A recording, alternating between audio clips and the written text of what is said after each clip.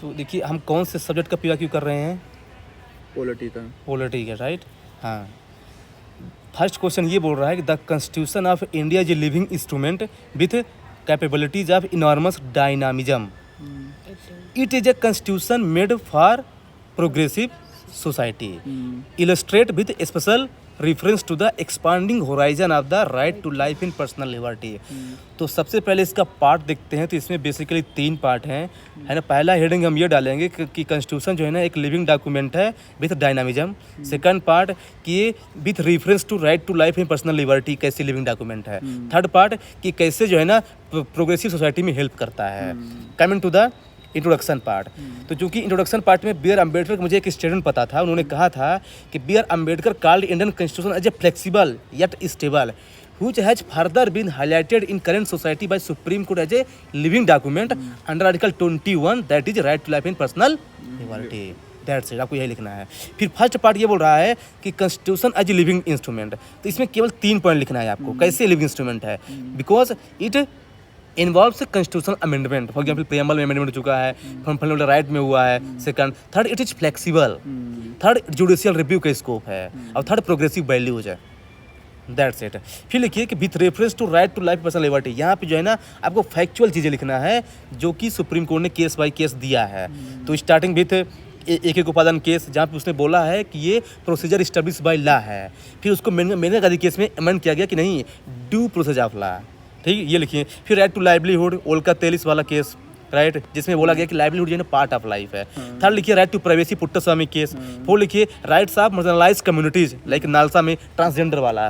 फिर लिखिए वो वाला नवतेज सिंह जौहर वाला केस, लिखिए डिक्रिमिनलाइजेशन ऑफ है ना होमोसेक्सुअलिटी, यस। फिर लिखिए environmental rights, M C Mehta case कि there should be there is a link between environment and right to life, right to good life basically. फिर थर्ड लाइक कि ये कैसे जो है ना प्रोग्रेसिव सोसाइटी को मेंटेन करता है। तो वही जेंडर जस्टिस विशाखा गाइडलाइन है ना, टेक्नोलॉजिकल एज में जो है ना बैलेंस कर रहा है आधार और प्राइवेसी के बीच में, कि हम आधार दें कि ना दें। तो क्या कर रहा है, सोसाइटी को प्रोग्रेस करना है, लिविंग डॉक्यूमेंट यही लिखना है। कंक्लूजन जानते क्या है, थोड़ा ऐसा लिखिए ना कि the intention of constitutional framer as a living document should be further upheld in this changing world order, which has also been reflected in the preamble be the people of India। तो ऐसे कुछ word add करेंगे ना तो ज़्यादा अच्छा रहेगा। ये हो गया फर्स्ट क्वेश्चन। सेकंड क्वेश्चन में चलते हैं।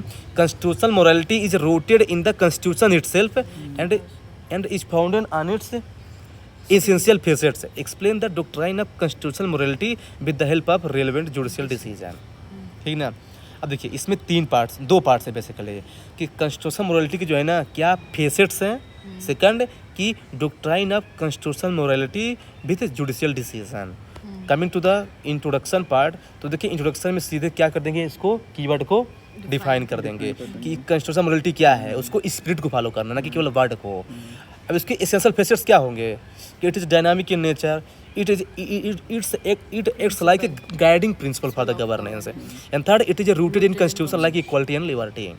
केवल 3, एक पार्ट में 3 पॉइंट ज़्यादा नहीं लिखना है, ये आपको तब पता चलेगा जब आप जो है ना एग्जाम हॉल में लिखेंगे उस दिन, है ना। फिर doctrine of constitutional morality with judicial decision, तो वही फर्स्ट लिखेंगे डॉक्ट्राइन यानी किसी case, doctrine supremacy of constitution under Kesavananda Bharati case. Second rule of law under Maneka Gandhi case. Liberty and dignity Navtej Singh Johar case.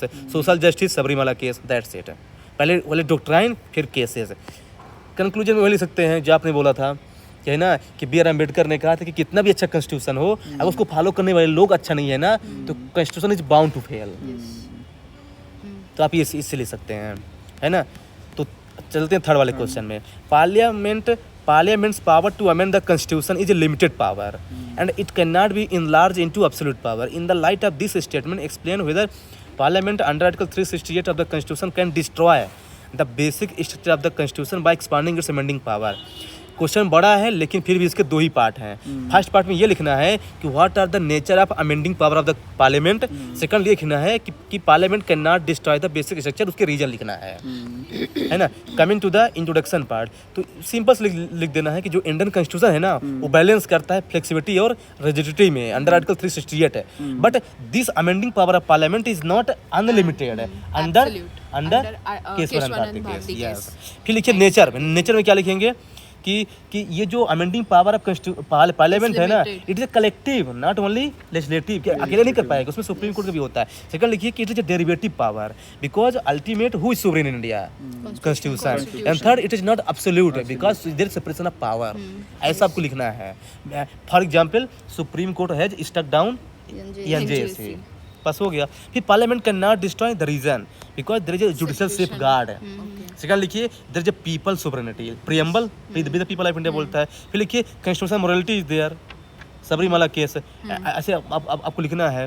Farm bill भी आ जाएगा इसमें। हाँ, फार्म बिल ले सकते हैं, एग्जाम्पल तो अपना हो सकता है ना, कोई दिक्कत नहीं। लास्ट में कंक्लूजन, तो वही कि जो बेसिक आप इसमें लिखिए ना, इंपॉर्टेंस ऑफ बेसिक स्ट्रक्चर, कि ये हेल्प करता है कॉन्स्टिट्यूशनल सोवरेनिटी ना कि पार्लियामेंट्री सोवरेनिटी, है ना, बिकॉज पार्लियामेंट इज जस्ट एक कॉन्स्टिट्यूशनल ट्रस्ट है and not sovereign authority. Yes, बस ये कीवर्ड यूज करना है इसमें, अच्छा कीवर्ड है ये। Coming to the fourth question, है ना, discuss each adjectives attached to the word republic in the preamble, are they defendable in the present constitution. Please mind it here, are they defendable, यानी इसके दो part बनेगा कि defendable भी है, फिर उसके कुछ चैलेंजेस भी हैं, यहाँ पे थोड़ा माइंड करना है। तो फर्स्ट पार्ट में वही इंट्रोडक्शन में क्या करेंगे, कीवर्ड को डिफाइन करेंगे कि रिपब्लिक क्या है, कि वही head of state should be elected not hereditary basically. हाँ, ऐसा कुछ ले सकते हैं। फिर एडजेक्टिव अटैच, तो इसमें आप ऐसा कर सकते हैं कि एडजेक्टिव एक साइड और फिर जो है ना डिफेंडेबिलिटी एक साइड, है ना। तो जैसे सोवरेनिटी क्या बात करता है कि इंटरनली और एक्सटर्नली दोनों इंडिपेंडेंट रहो। एग्जाम्पल नॉन अलाइन मूवमेंट है, एक्टिस्ट पॉलिसी। और वो भैया ने बोला था ऑयल इंपोर्ट्स, ऑयल इंपोर्ट्स में यहाँ कोई प्रेशर में नहीं आता, राइट। फिर सोशलिस्ट में सोशल जस्टिस, कैसे, मनरेगा, आयुष्मान भारत स्कीम, हाँ, फूड सिक्योरिटी। सेकुलर में क्या, equal treatment for all religion, like Sabarimala case, article 25 से 28 के बीच में। फिर डेमोक्रेटिक में वही कि है ना, इंडिया जो है ना लार्जेस्ट डेमोक्रेसी है विद फ्री मीडिया, फिर free media and regular election, ये भी ले सकते हैं यहाँ पर। फिर रिपब्लिक में वही जो प्रेजेंट इलेक्शन हो ना, अभी जो पार्शियल मतलब इम्पार्शियल है, जो कि इलेक्टोरल कॉलेज के थ्रू होता है। चैलेंजेस में क्रिमिनलाइजेशन ऑफ पॉलिटिक्स चल रहा है, ADR की रिपोर्ट बोल रही है। रिलीजन बेस्ड पॉलिटिक्स चल रही है मराठा में, है ना। फिर इनकम इनइक्वालिटी ऑक्सफैम रिपोर्ट बोल रहा है। WTO डिस्प्यूट में इंडिया हार गया अभी, तो सोसाइटी को थोड़ा सा थ्रेट पहुंचा है। तो ये कुछ आप चैलेंजेस लिख सकते हैं। फिर चूंकि चैलेंजेस लिखे हैं इसलिए इसमें सजेस्टिव कंक्लूजन लिखना है। तो आप लिख सकते हैं कि considering the challenges there is a need to follow constitutional morality which will help India to become real democracy from largest democracy. ये आप कहीं भी चिपका सकते हैं। Largest to real. Last question बहुत आसान है। What do you understand by the concept freedom of speech and expression? Does it cover hate speech also? Why do the films in India stands are slightly different from the others expression? Discuss.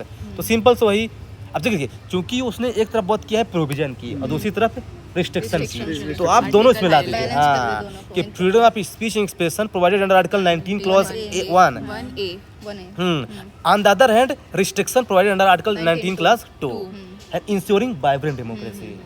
ऐसा।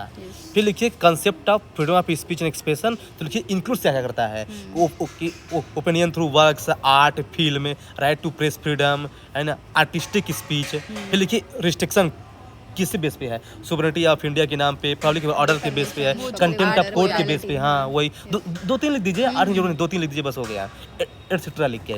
फिर लिखिए does it cover hate speech also? तो actually reason पूछ रहा है। No, it does not cover hate speech because it creates violence, enmity and disharmony in the society which has also been helded by Supreme Court. तो वजन लाने के लिए, है ना। फिर third part, why films are different from the other expression? Because it creates mass influence and film is a mirror of society and also it has own regulation, CBFC। उसे खुद का भी regulations है। Last like the face of society। Yes, है ना।